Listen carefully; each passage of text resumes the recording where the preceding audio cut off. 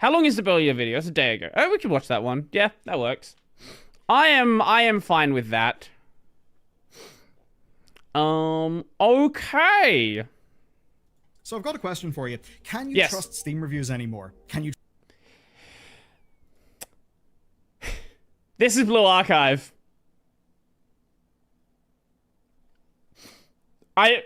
That's Blue Archive. No, I know what that is.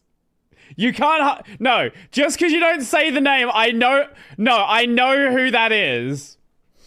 I am 100% certain that is Blue Archive.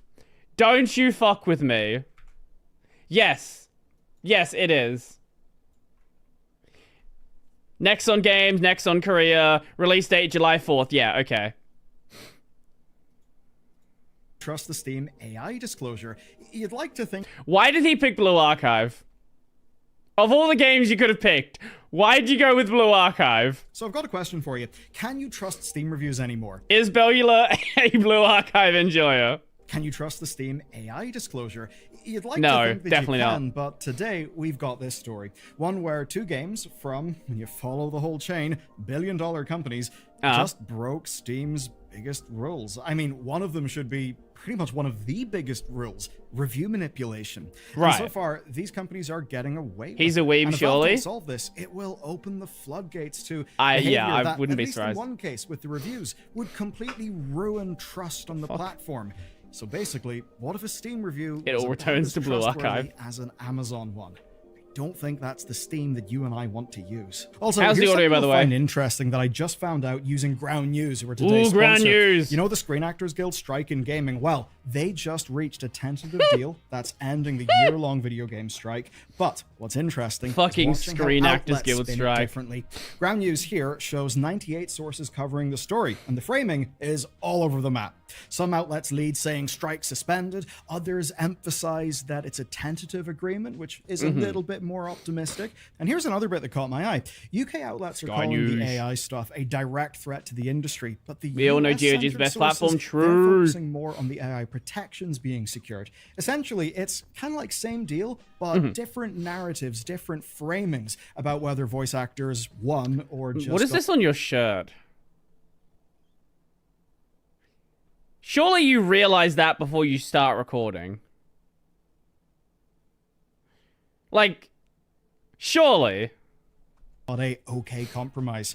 You also can see the bias breakdown. It tells its own story. 63% center coverage. He's playing too much Blue Archive. Touch this. And look, when a major labor news story gets ignored by one side of the spectrum, that's you not being served. That's Did you you missing eat out on Ren? part of the Yes, conversation. he's dead now. And that's one example of why I rely on Ground News's Vantage plan. There's so much else as well. I mean, here I can see 98% high factuality or above ratings for the sources. I can compare how the different outlets Ground News does seem kind of interesting. The same facts. And all that helps me catch what your usual sources may end up skipping on. And once you're set up, say by adding the entertainment... Ground News is a 3-letter agency at this point. I have heard people being, like, suspicious of Ground News, but, like, I don't... Like, there's nothing here that really throws me off, right? Like, it's basically just you paying someone else to do research for you. Right? Like, that's pretty much what it is. It's like you paying someone to go and categorize the different platforms as different political leanings and then just like list everything out for you. You can just get ahead of industry news and actually see the big picture. So go to ground.news/Bellular. If you want good research, do it yourself. Sure. Off but like saves you time. With the Vantage plan. That's what I use. Oh, is that fucking Joe Rogan? Is Joseph Rogan? What is he talking about there? Calls out media fabrication. Ah, I see. That's the best deal that you'll get. And the link to get it is just down below in the video description. All right, I've first got to set the scene before we get to the naughty rule breakers of today. Ooh, naughty. So on Steam, right? Usually rule breakers fucking Liver King. Nuked. I mean, here's an... The recent stuff with Liver King, he looks fucking homeless. He got arrested because he wanted to go kill Joe Rogan. like fight Joe. It was fucking dumb. Example from February where users flagged a game called Pirate Fi. As it turns out, it was just riddled with what they suspected was malware. So that happened. Right. 4 days after the game launched, Steam killed its store page. Then they reviewed everything, and 2 days after that, users who ran the game in their machine got warning emails about potential risk. And this is an example of things going right. You see, Rule 9 of Steam onboarding states that you should not distribute malware. Wow. Yeah, that's a pretty good rule. I agree with that one. But here, a clear violation led to a very clear result, as was the case with this other story where an entire publisher's library was pulled because they were essentially churning out endless fake games designed to manipulate Steam's trading card economy. Crazy stuff. And we've seen instances of it. Okay, yeah. So his whole character's yes, that's basically it. Yeah, he okay, you need go look into lore of the Liver King. He is a special unit. Individual devs being whacked for trolling, for ban evasion, and if you're an angry dev who decides to tweet a death threat to Gabe Newell, yeah, you will be taken out. Yeah, no now, shit. In every example here, it's a very clear pattern, and it's what we would all want. A rule is broken, Valve finds out, they take action. Okay. And there you go, everything is good. The platform is healthy. But here's the thing. Those examples were mostly smaller teams, mostly indies. This week, though, we've got 2 listed companies breaking Steam's rules. And this sort of thing has happened before. Remember the whole discussion about the in-game advertisements and how a whole bunch of companies were essentially just kind of flying in under the radar, being unpunished?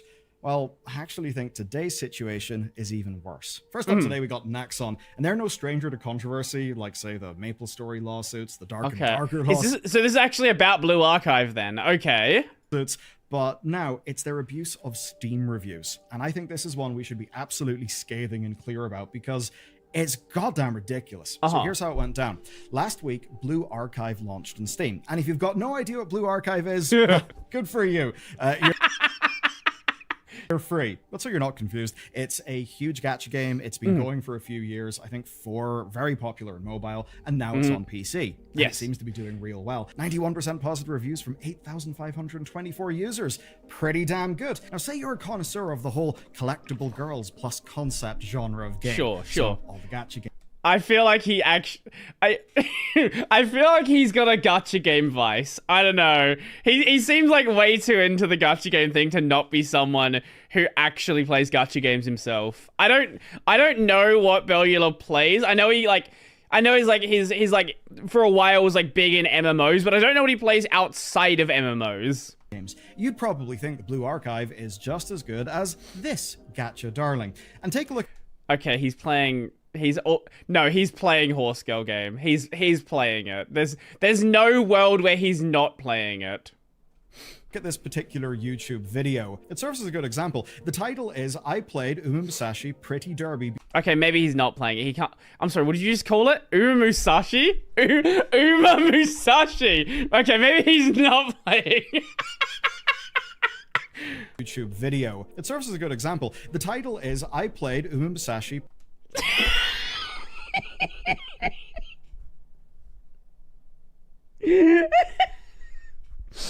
Uma Musashi Miyamoto. He doesn't know. Uma who? I've never heard of this game. Pretty Derby because it had 96% positive reviews. Now, what if you saw a similarly titled video, but about Blue Archive saying 91% reviews? You'd probably think it's... I played Blue Archive. It's cute and funny. Really good. But here's the thing. While those reviews look similar, you would be wrong to trust them because there's a key difference. Games are not breaking Steam's rules, but Nexon is. You see, to celebrate Blue Archive's PC launch, Nexon created Oh, I know what this is. I don't need to watch the rest of this. I know. Watch this be fucking pre-watched. They are doing an in-game promotion where if you give them a positive review on Steam, you get whatever, you get either a roll or you get some premium currency. I'm almost certain that that's what it's going to be. And that's very common on mobile. Incredibly common on mobile. celebration events. There's a fan art contest for currency, or Steam gift cards, social media raffle for currency, and then there's the big problem, a Steam review event, where basically all users get in-game gifts once Steam hits a target number of reviews. Negative or positive doesn't Okay, they are negative or positive. Fair enough. matter, it's just the number of reviews. Now here's the thing. Steam's rules for user reviews are crystal clear. I will quote them. Don't attempt to abuse or artificially manipulate the review system. Don't solicit reviews in exchange for any games, DLC, money, or Okay, other well, it's literally rewards. just... Absolutely It's literally just against the Steam rules. Okay, fair enough. clear cut. Those rules are being broken. And it does kind of make sense why they would try it. I mean, review manipulation is completely commonplace on mobile stores. It's one of the reasons why so many of those games have massively inflated review scores, by the way. They're not actually that good. But of course, it's done for a reason. The good reviews look good. They encourage early adoption. They make something spread more. But of course, on Steam, unlike the mobile stores, it is explicitly against the rules. Now, Nexon is worth a hell of a lot of money. They're a big company, and they're even worth a lot of money to Valve. And that means there's a real simple question here. How much does Valve value their own rules? How much do they value that? Will they make an example out of this game? What will they actually do? Because the rules are being broken. And if the rule is broken and you do nothing, people will question the rule. And this brings me to today's second defendant. The Alters is the new game from 11-bit. You probably know 11-bit from Frostpunk. They won't do shit. Good news is, it's a great game. It's 86% on OpenCritic, 88% in Steam. That's all from real non-blue archived reviews, which is nice. The problem is 11-bit's mistake with false representation of generative AI. What are they AIing? It's not going to be voices. I don't think it's going to be voices. That's way too obvious. What could they be AIing that people aren't going to immediately spot? Maybe posters in the game, like just images you just see around the place. Not really like crucial to the game. There's kind of there. I don't think it's going to be like full-on textures, mate. I don't think so, but I could see it be some like insubstantial nonsense. So here's essentially what happened, right?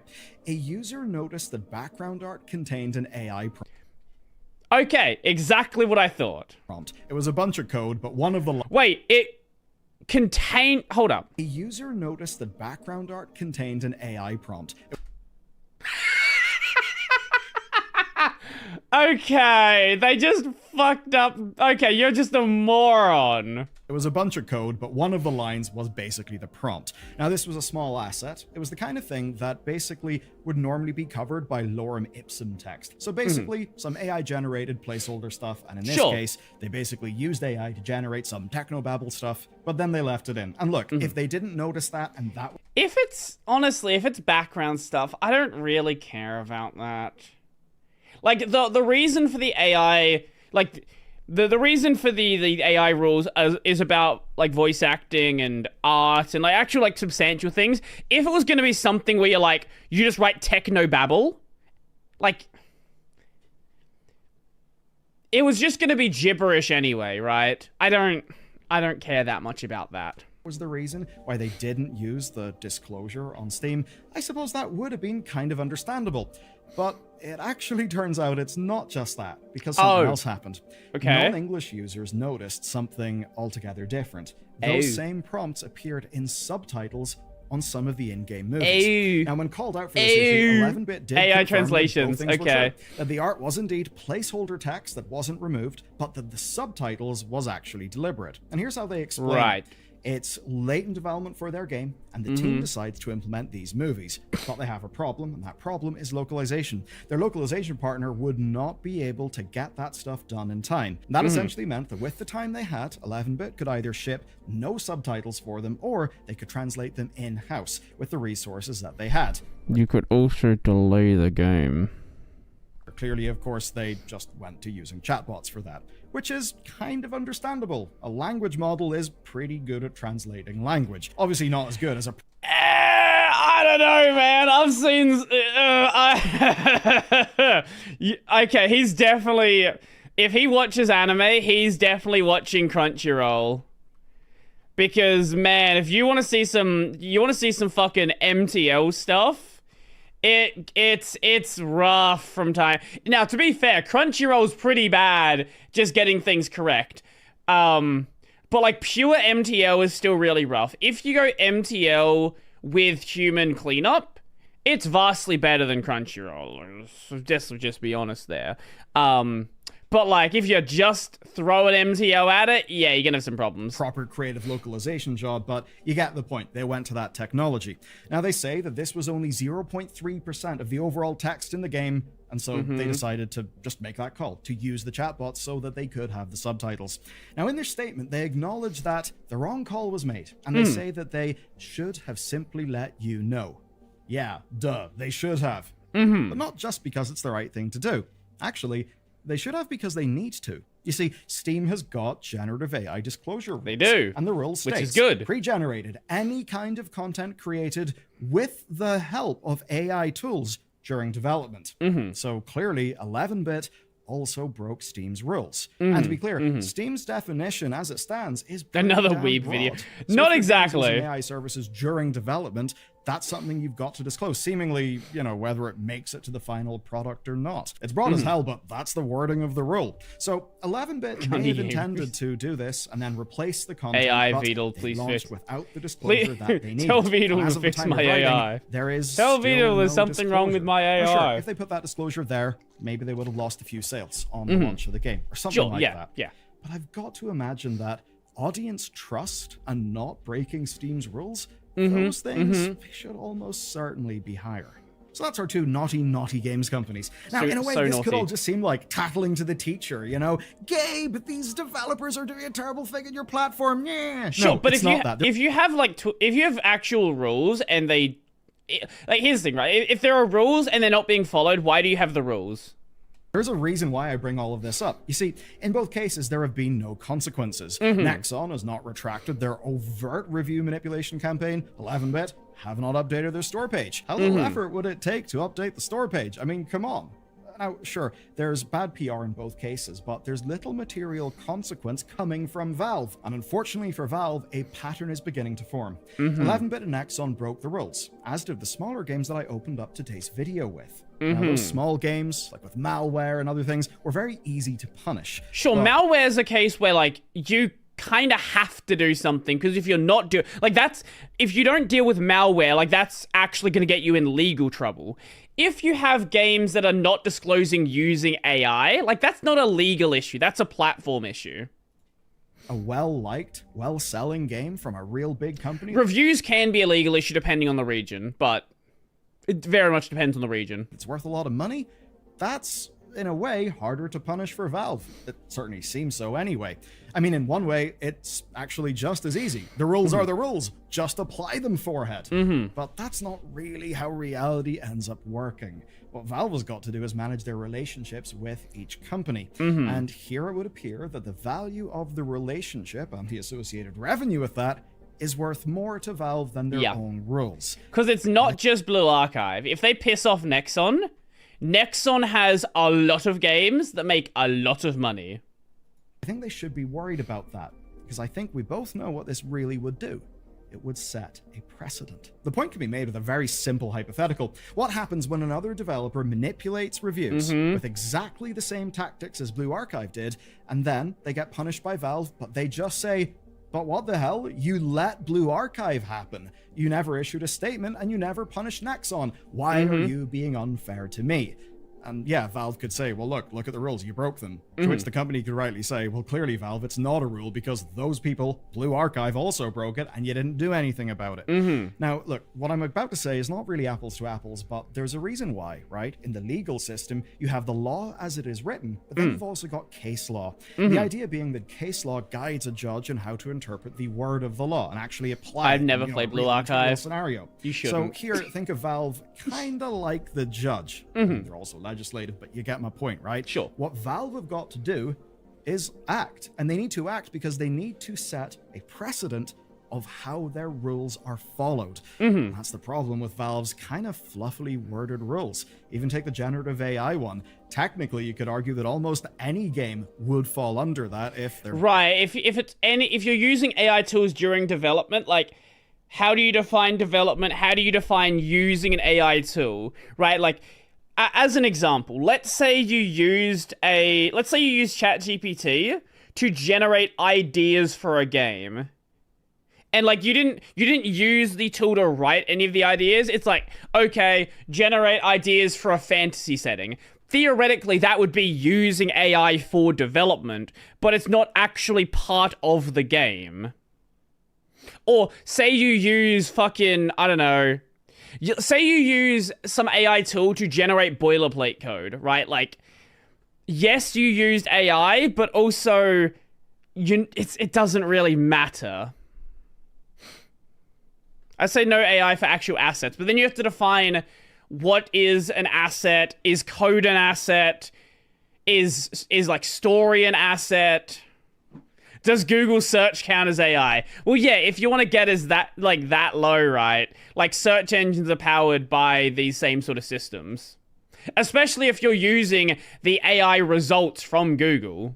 Business operations are running on an email platform that perhaps AI auto-labels their emails, because that would be contributing to how the game is actually made. So from that perspective, not only have Valve got a very poorly worded AI disclosure policy thing, as for their actual rules, like the ones that Nexon are maliciously exploiting, well, if Valve have the rules and they don't enforce them, then that would essentially be seen as, oh, well, in that case, you set the precedent that doing this at the level of Blue Archive does not get you slammed, doesn't get you banned or actioned against. And that's what could lead other developers and publishers to try the same thing. And if Valve was to punish them, they could probably even make a legal case of Valve incorrectly applying their rules, as is understood through Valve, basically not giving a shit about their rules earlier. And I suppose if you're a Nexon stan, you could kind of say, well, hey, they don't specify that the review needs to be positive. It's not asking for that, therefore it should be fine.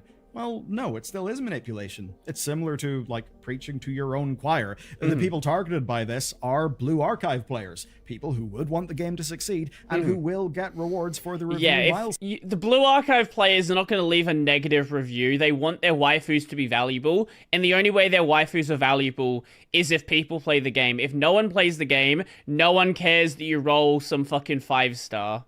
I don't know what their ranking system is. SSR, UR. I don't know how Blue Archive characters are ranked. Stones. So of course those will skew positive. Of course it is manipulation. And that erodes the value of and the trust in Steam reviews. That is something that cannot become normal. As for 11-bit, well, they broke the rule. There should be a slap. But ultimately, I do think it was a misjudgment impacting a very whole game budget went into 2D booty. The $5, 1,000 words for translators took the short straw. Part of the game, certainly insofar as like AI disclosure related things would go, there is far more malicious stuff that could be going on. Sure. But that doesn't mean Valve shouldn't do anything, because if Valve does nothing here, they would just give the impression that this sort of thing is okay, and that they don't take their own rules seriously. And of course, you just know that if that happens, the grifter types would take any wiggle room that they could get and absolutely use it as a justification to just go hog wild. Yeah, if we were seeing, like, I remember the Unity asset flips that were, like, really common back in the, like, mid-2010s. Just imagine how bad, like, AI asset flips would be on Steam if you don't have to label them. Gacha games are boring for me to play. I'm honestly surprised they're so popular. Gambling. Need I say more? Gacha games are literally just a slot machine with cute girls. Or cute boys, depending on which game you're playing. Or cute girls and boys, if you're playing Genshin. So something needs to be done, but it's still not as blatant a violation of the wording and the spirit of the rule as in the Nexon situation. So, Valve, give them a slap, project to the rest of the industry that you're not asleep at the goddamn wheel, because if you are asleep at the wheel, the norms on your platform will change. One where we as customers cannot trust reviews, as an example. Gmod plus Gacha. If it's bad for us, if we can't trust reviews, if we can't trust the disclosures are actually authentic, we will feel less confidence. We'll be less likely to Free, buy cute, on and Steam. funny. True. At the very least, we'll think twice. And as anyone who understands sales knows, the second someone is starting to think twice, your conversion rate just absolutely falls to shit. So to Valve, I have a very simple message. Would you trust someone who doesn't enforce their own rules. Mm-hmm. I don't think you would. I don't think we should. So get on it. And to see what happens when you take a set of rules, the Stop Killing Games movement, and the death of Anthem, watch this video next. Well, that was a good video. I like Bellular stuff. I don't know why I'm not subbed on this channel, actually.